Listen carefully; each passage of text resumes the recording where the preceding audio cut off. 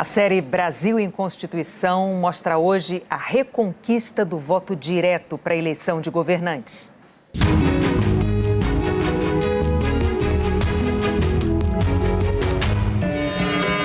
O voto é muito importante para a Constituição.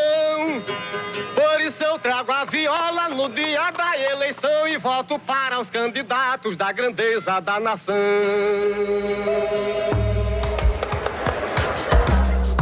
A gente costuma tratar o voto, o dia da eleição, como uma obrigação. E a gente se esquece que antes de o voto ser uma obrigação ou um dever do cidadão, ele é um direito do cidadão. E é muito bom que a gente tenha esse direito, né?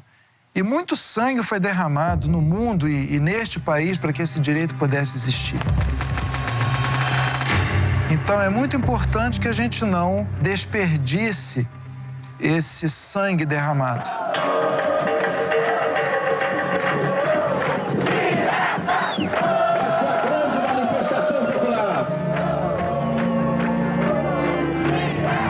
O papel do voto na democracia é memória viva e muito colorida para quem deu voz à luta por esse direito. 1, 2, 3, 4, 5 mil. Eleições diretas quando? O direito dos brasileiros de eleger diretamente seus governantes foi consagrado na Constituição de 1988 e com destaque. Logo depois do primeiro artigo, os constituintes escreveram: todo o poder emana do povo, que o exerce por meio de representantes eleitos ou diretamente nos termos desta Constituição.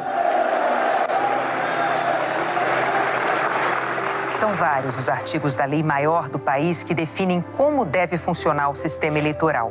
Um deles determina: o voto deve ser secreto e com valor igual para todos, por meio de plebiscito, referendo, iniciativa popular. Parece lógico, óbvio, mas a gente precisa lembrar que nem sempre foi assim. A ideia de escolher representantes sempre teve entre nós, mas isso mudou ao longo do tempo. Entre 1822 até a proclamação da República, 1889, praticamente durante todo o período, a população escolhia os deputados.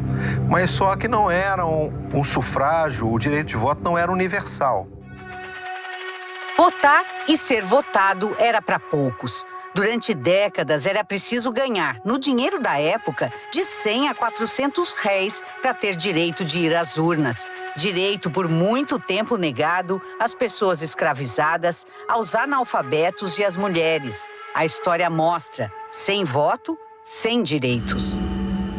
Então, a política era fechada, era uma política de elite e, obviamente, isso tem reflexo sobre a vida das pessoas. Só, digamos assim, no século XX que a política começa a abrir para a chegada das mulheres e dos trabalhadores. Em 1932, a luta de feministas e sufragistas garantiu o direito ao voto para as mulheres. O Código Eleitoral aprovado pelo presidente Getúlio Vargas trouxe avanços, mas uma grande parcela da população, aquela que não sabia ler e escrever, continuava sem poder votar.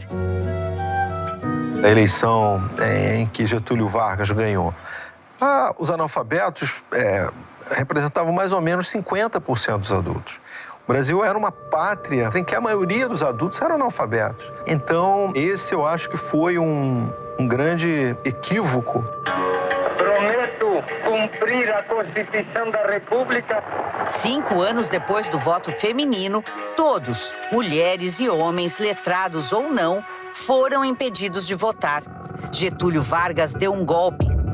Rasgou a Constituição, proibiu os partidos, censurou a imprensa. Seriam 11 anos sem eleições.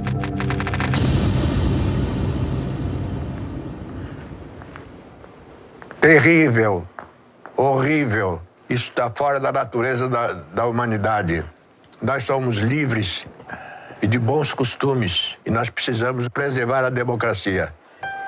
Numa democracia, todo o poder emana do povo e em seu nome será exercido. Quando a democracia foi reconquistada em 1945, o advogado Ari Prisante começou a atividade que nunca abandonou. Aos 94 anos, exibe orgulhoso a condecoração de mesário mais antigo de São Paulo. Ele conhece bem a história dessa conquista. Direito de eu chegar a entrar na cabine e votar no João dos Anjos Pereira, que eu escolhi. Ninguém mandou eu escolher. Quer coisa mais maravilhosa do que essa? É minha opinião. Ficava cedo aqui, fechava assim, ninguém podia abrir.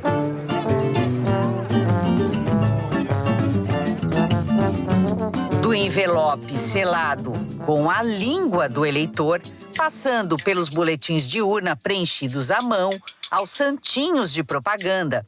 Durante anos, as eleições foram uma festa movida a esperança e papel. Muito papel. O golpe e a ditadura interrompem esse processo. Declaro vaga a presidência da República.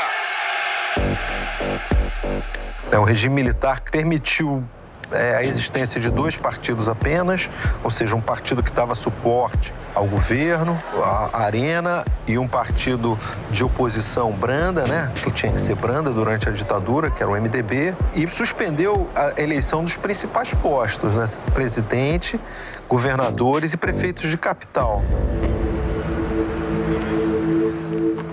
A ditadura calou eleitores, matou e feriu opositores, mas viu a força da democracia tomar impulso justamente numa campanha pelo voto.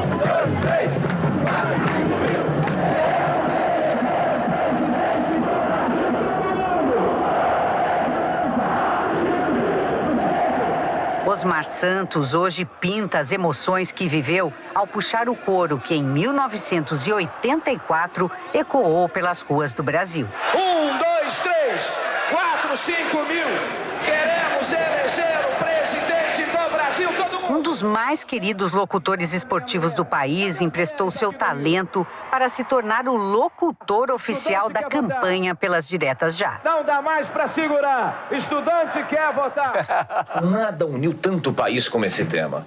E pelo menos na minha vida, da minha participação esportiva ou política. O Brasil está renascido, sabe, na participação política. Bonito, opa! Em 1994, um grave acidente de carro deixou sequelas e roubou de Osmar a fluidez da fala. Eleições diretas quando? Que beleza!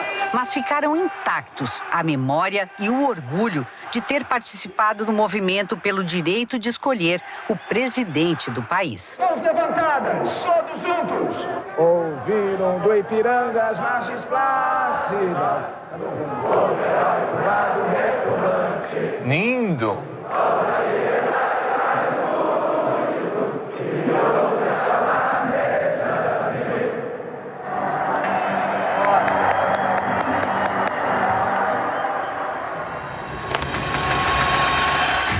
Há cerca de 30 minutos, começou a caminhada pelas eleições diretas já. Exatamente, às 5h30 da tarde, teve início a caminhada daqui da Praça da Sé até o Vale do Anhangabaú. O movimento aqui na Avenida São João, esquina com o Vale do Anhangabaú, já é muito intenso. Esse refrão, direta já, é o que mais se ouve. E toda esta gente está vindo aqui para o Vale do Anhangabaú, onde vai ser realizado o comício logo mais. Na Praça da Sé, no centro de São Paulo, milhares de pessoas se reúnem para um comício passeata pelas diretas.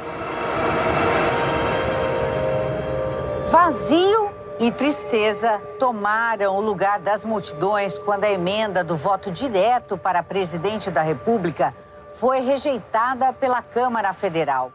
298 deputados votaram a favor.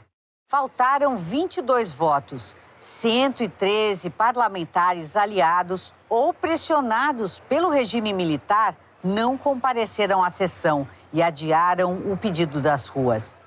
Mas o que se viu nas praças do país foi forte o suficiente para ecoar pelos 5 anos seguintes.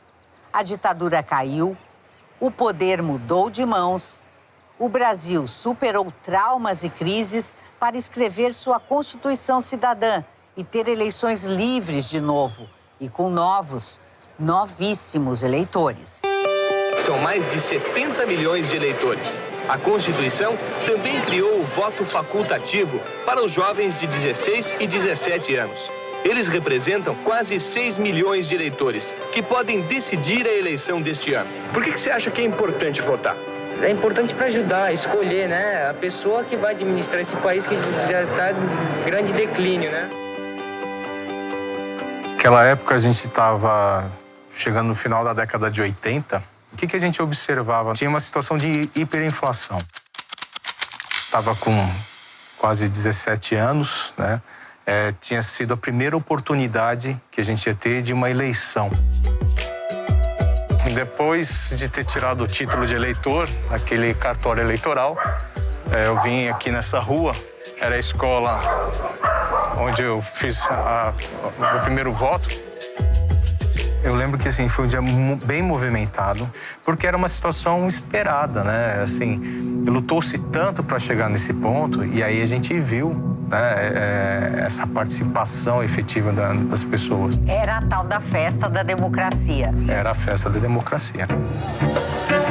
Uma festa que é fruto da perfeita união entre voto e democracia, que a Constituição de 88 tornou indissolúvel. Além da eleição de representantes, a Constituição prevê formas diretas de participação popular.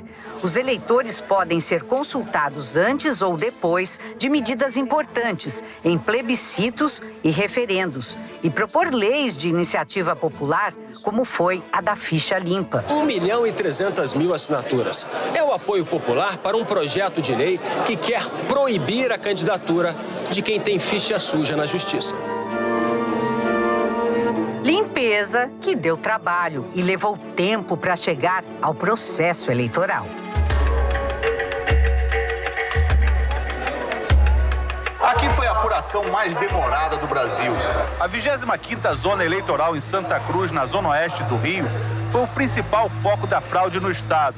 A equipe de digitadores foi toda trocada, depois que o juiz Luiz Fux descobriu que de cada 10 boletins, 9 estavam fraudados. Acho que a lição que fica é que não se concebe mais um processo eleitoral desta sorte, porque ele viabiliza a fraude. É um processo que serve como veículo condutor da fraude, e o combate a essa atividade ardilosa se torna extremamente difícil. Esse foi o germe da transformação da apuração manual para a urna eletrônica. Não há a menor possibilidade de nenhuma manipulação modificar o resultado das eleições. Ela representou exatamente aquilo que a Constituição de 88 prega, que é a rigidez do processo eleitoral. Todos que foram eleitos pela urna eletrônica têm hoje a legitimidade democrática que representou a vontade do povo brasileiro. Criada por um grupo de engenheiros que incluiu militares do Exército, da Marinha e da Aeronáutica, a urna eletrônica tornou o voto realmente secreto e deixou no passado a história de fraudes.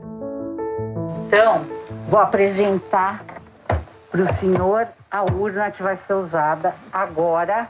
Próxima eleição. O senhor que acompanhou toda essa evolução, acha que a nossa democracia melhorou com o voto, com a urna eletrônica? 99% melhorou a votação. Primeiro, a facilidade de votação. Você chega aqui, meu candidato é... Pronto, acabou.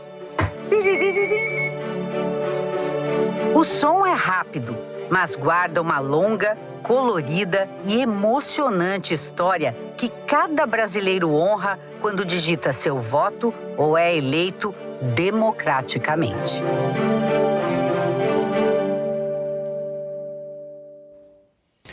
Em g1.com.br/JN você encontra um teste de conhecimento sobre a Constituição de 88. E amanhã, a reportagem de encerramento dessa série especialíssima é sobre o futuro da democracia. Se inscreva no canal para acompanhar mais episódios da série Brasil em Constituição e também outros vídeos e notícias da televisão.